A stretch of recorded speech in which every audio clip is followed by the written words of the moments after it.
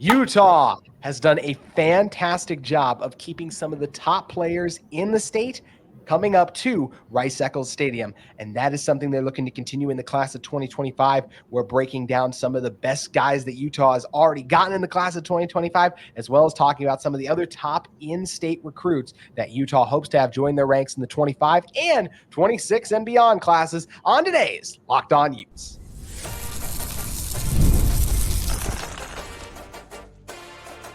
You are Locked On Utes, your daily podcast on the Utah Utes. Part of the Locked On Podcast Network, your team every day. Hello, everyone, and thank you for making Locked On Utes your first listen every single day. We are available on all platforms, including YouTube and wherever you may get your podcast. If this is your first time listening to our show, make sure you like and subscribe. Love interacting with all of you in the YouTube comments as well as on social media, where you can follow our show at Locked On Utes on X today. And today's episode of Locked On Utes is brought to you by FanDuel. You can make every moment more as the playoffs wind down. The sports stop sporting like we want them to. But this summer, FanDuel is hooking up all customers with a boost or a bonus daily. That's right. There's something for everyone every day, all summer long. You can visit FanDuel.com/lockedon to get started.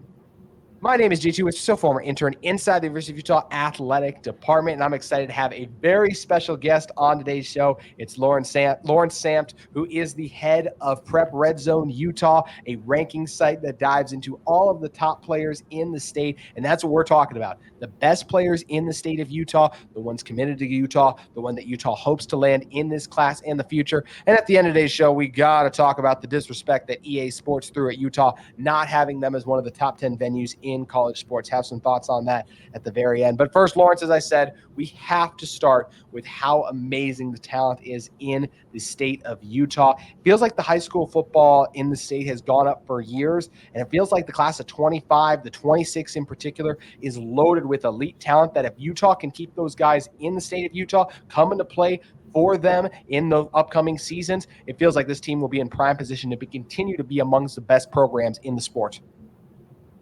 I agree, JT. This 25 class is definitely loaded, especially at the offensive, defensive line and the linebacker class. Like, this is going to be a great class that I feel like the University of Utah should target and put on their team. You know, the state of Utah, talent-wise, has caught some disrespect in the past. I remember in the fall there was a tweet like, oh, Utah's not that good of a high school football state, which has obviously been proven just to be false. But what do you think the biggest strength of the high school football players in Utah are? I would say that it's the offseason. It's, even though, you said that Utah didn't have like a great high school resume probably like 10, 20 years ago, but now that's not the case just because the amount of NFL players they've been able to produce, and those NFL players are coming back here to contribute and to help out with these kids, and it just makes for good football all around. When you look at each class, each one has their own kind of storylines in the state in particular. For you, we're going to talk about specific players in a moment, but I want to know in the 25 and 26 classes in particular, what do you think the main stories are? What makes each of those classes in total special? I just think the amount of kids that they are able to produce along the line of scrimmage. Now, we know that's where football is played. That's where that's where the fun, that's where the action, that's where wins are determined. And they've been doing a great job of just producing those type of players at those positions where they can go out there and contribute. Guys like Jackson Powers, that just got drafted by the Raiders, great player. Past players before like Starlo Tulele, Haloti Nata, guys that will be in the Hall of Fame eventually. But those guys have been putting up a good resume, and these kids have been able to look up to these guys and been able to pass on that tradition here in the state of Utah. So 24/7 Sports has Jerome Myles as their top player. You do your own rankings. You do your own film study for all of these guys. That's what I'm excited to talk with you about, what makes each one of these guys special and how you see things differently. I'm curious for you, Lawrence. Who is the top player in the class of 2025 for you? The top player I have right now is Ben Howard, offensive lineman from Skyridge, who just committed to Cal. We've been watching him since he was a sophomore. He's been dominating at the highest level that Utah High School can offer. And, his hard work is starting to pay off. So that's who I have in my top list. Second behind that would be Jet New from Lehigh High School. He's been really good. His footwork, his poise in the pocket, his passing ability, like he has the tangibles that you like already. So going to a school like Appalachian State will probably only help him get better. And the third person that we have on our ranking is a defensive player. It's a Nusi Tamoipea from Westlake. Yeah. Highly recruited prospect. He's someone I'm hoping that the Utes can heavily recruit, and he's someone that can contribute to their team. Yes, that would be, like you said, Utah, as of this moment, they wasn't able to get either of your top two guys, but there are a lot of other guys out there for Utah to potentially get. We'll talk about Jerome Myles and Darius Afawala in a moment, but let's start with the guy you mentioned, Robert Pass out of Westlake. What intangibles is the difference maker Utah is able to deal and make sure he's coming up to play for them on the hill? What I like about Nusi is, when you look at his size, like he stands out. His athletic ability, his explosiveness, his quick twitch. He has everything that you like in a linebacker / defensive end. His ability to do that, and he's doing this at Westlake. Westlake wasn't even good last year. So the fact that he's doing this and being productive the way he is, I'm hoping he goes somewhere where he can. Like, the Utes is it's a perfect fit for him, but it's not my choice whether he goes there or not. But he definitely would be a great player to add to what they have already. So we'll hope he does that.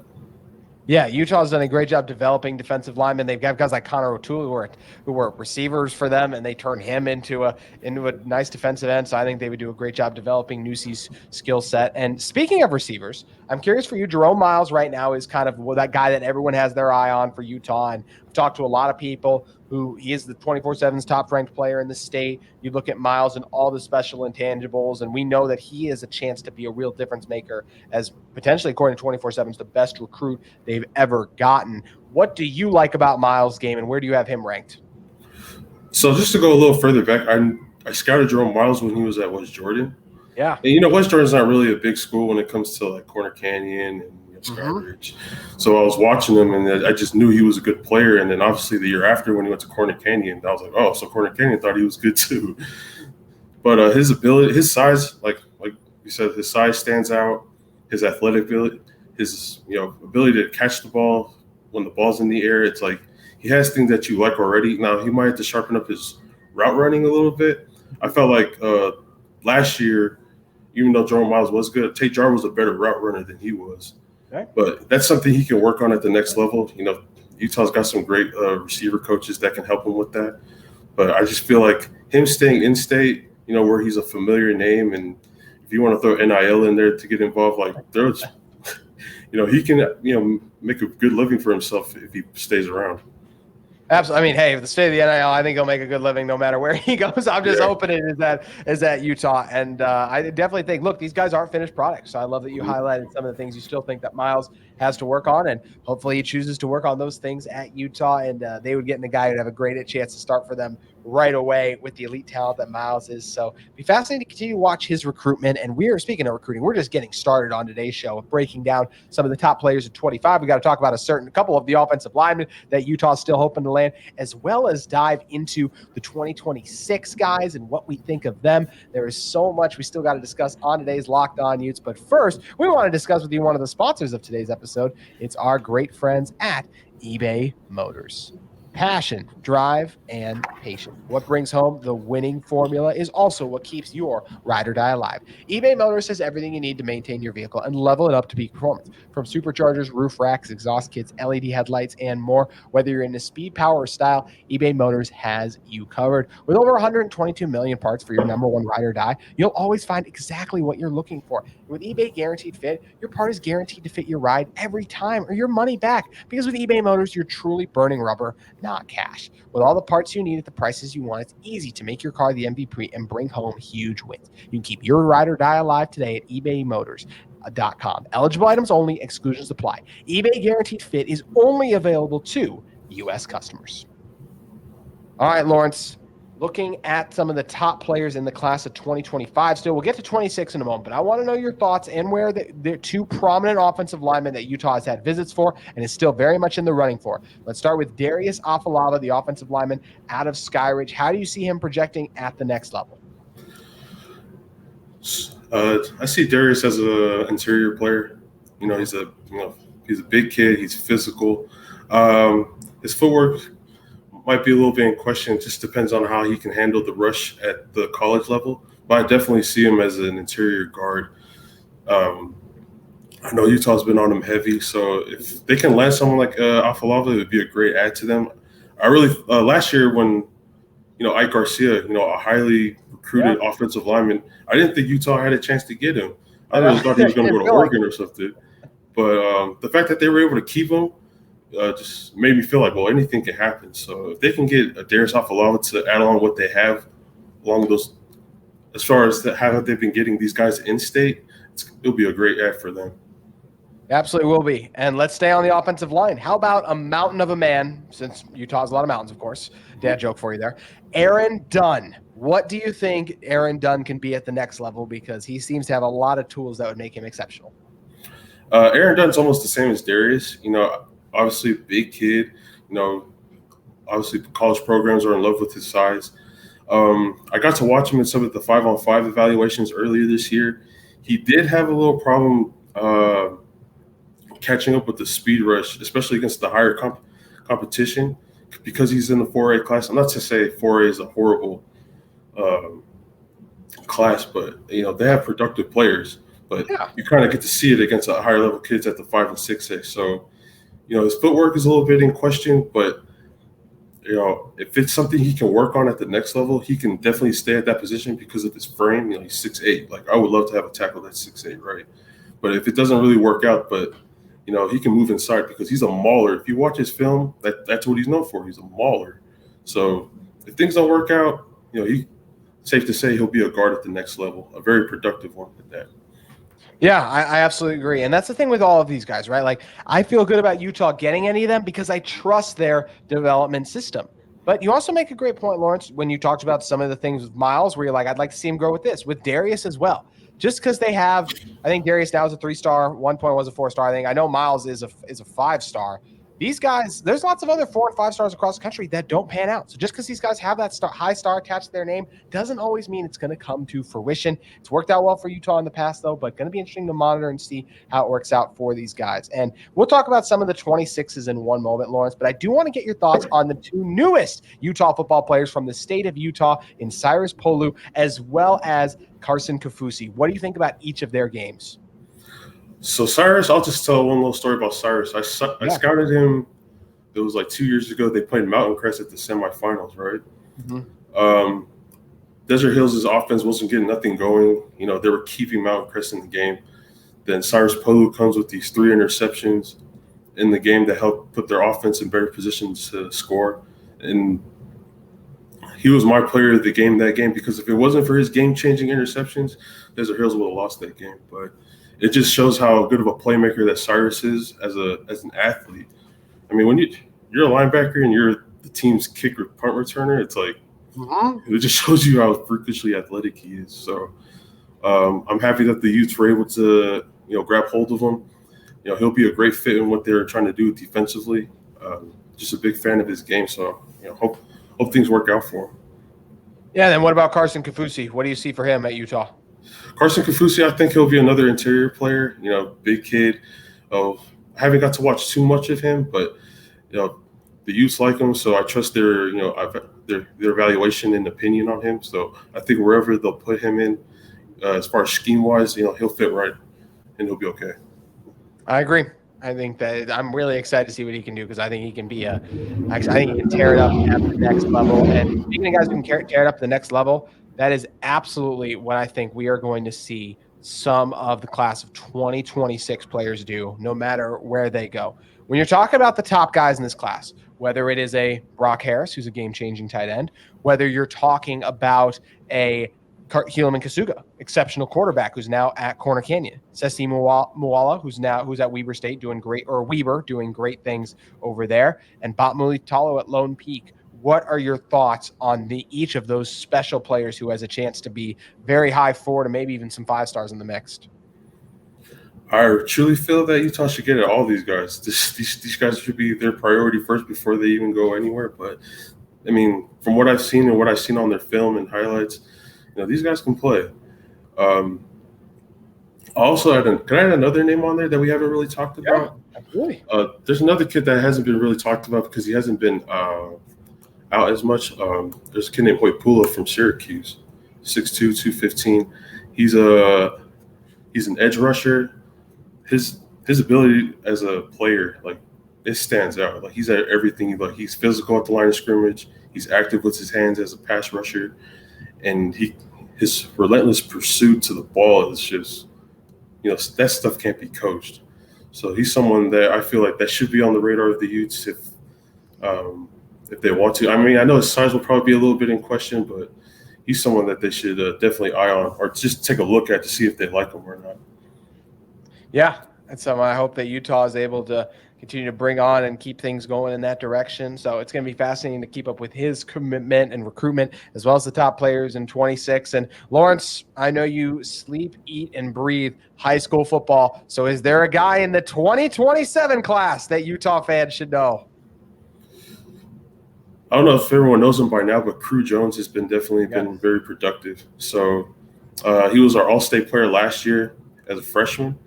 I'm only curious what he's going to do this year because, just seeing stuff what he can do this year as far as evaluating him in the offseason, just as a pass rusher, like, he has things coaches like. He has, explosive get off, great hands, freakish athletic ability. He's someone that they should keep an eye on definitely in years to come. Yeah, it's something that this Utah team does a fantastic job. They're offering players in the class of 27 already. They have done their due diligence on the 25 many a times. The 26, they're gearing up for a big run there too. It's going to be exciting to watch and see how the commitments play out for Utah over the next few months, but it feels like this team is in a fantastic spot. You know what else is in a fantastic spot? The home field advantage that Utah has playing at Rice Eccles Stadium. At least I believe it's fantastic, and EA Sports does too. They ranked it inside the top 20, but I feel like it should have been inside the top 10. We're going to talk about why in one moment. But first, I want to talk to you about another sponsor of today's episode of Locked On Utes. It's our great friends at FanDuel Sportsbook. I love sports. I love them so much, I never want them to stop. But as the playoffs wind down and we get fewer and fewer games, sports just aren't sporting like I want them to. But at FanDuel, it lets me keep the sports go wherever I want. All I have to do is open the app and dream up bets anytime I'm in the mood. And look, FanDuel is your place for all of the great sports action. And FanDuel is hooking up all customers with a boost or a bonus daily. That's right. There's something for everyone every day, all summer long. So you can head over to FanDuel.com/lockedon and start making the most of your summer. All-Star game is gearing up. And before we get to the break, which MLB team is going to separate themselves? Make sure you guys head over to FanDuel today to get in on all the latest lines and odds for each MLB game as we gear up for Salt Lake to hopefully land an MLB team. Fingers crossed. FanDuel, an official sports betting partner of Major League Baseball. All right, Lawrence, let's talk about the home field advantage that is Rice Eccles Stadium. It's something we've both been able to experience, and this is a legit home field advantage. Utah has lost one game since the 2018 season. So after 2018, they lost to Washington in that season. The only loss they had this year was to Bo Nix, an Oregon team that was on the doorstep of the college football playoff. They just didn't lose to Washington twice. Washington, of course, made it to the national championship game. So that's a great team that Oregon team was, and that's the only team that's come in and beaten Utah in the last few seasons. So Utah has taken care of business at home. Ask Kirk Herbstreit, who's traveled to tons of college venues. He calls Utah one of the toughest places to play in the country with how insanely loud it gets in there. The altitude also has to be factored into this. Look, there are a lot of good home field advantages in college football. I'm not saying Utah should. I think I can make an argument for Utah being in the top 5, honestly. But I do think it deserves a spot in the top 10. I think it's one of the toughest players for the altitude, the crowd noise, and as well as just how dominant the numbers say Utah has been at home. I think this is one of the 10 best home field advantages in college football. And I will say EA Sports got it wrong. Yeah, I remember going to the game against Florida last year. Like, that game was highly anticipated. Like, not only were the fans there, you saw like I got to see NFL general managers in attendance at this game. So that just showed you how big this game was. But it just shows you, like, when Utah can play quality opponents like Florida, it's a highly anticipated game. Everyone's going to show up. You know, the Utes is the closest thing to the NFL I feel like this state it's ever going to get. But the fact that they've been able to develop a fan base here and people actually come and watch these guys play has been great to see. It's, you know, it's great for the state overall.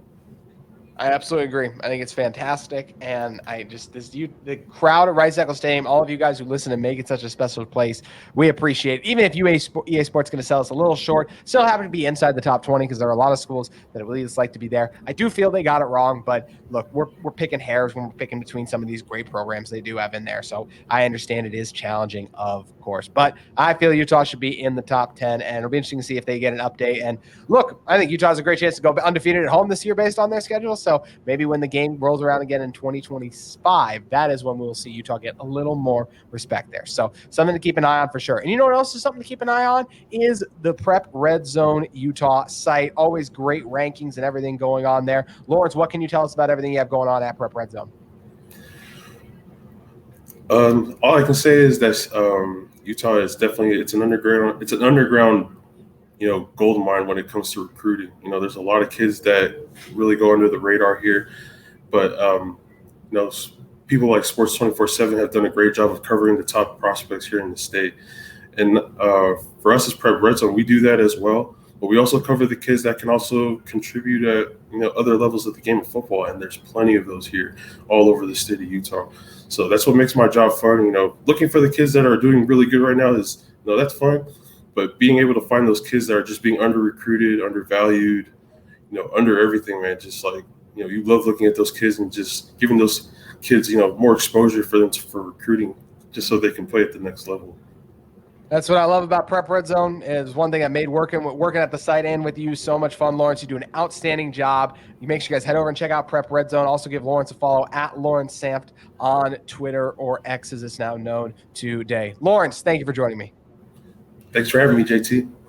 That is going to do it for today's edition of Locked On Utes. We'll be back with you next week for more Utah content. What recruits is Utah going to land over the weekend? I can't wait to find out and talk to you on next week's shows. Have a wonderful weekend, everyone.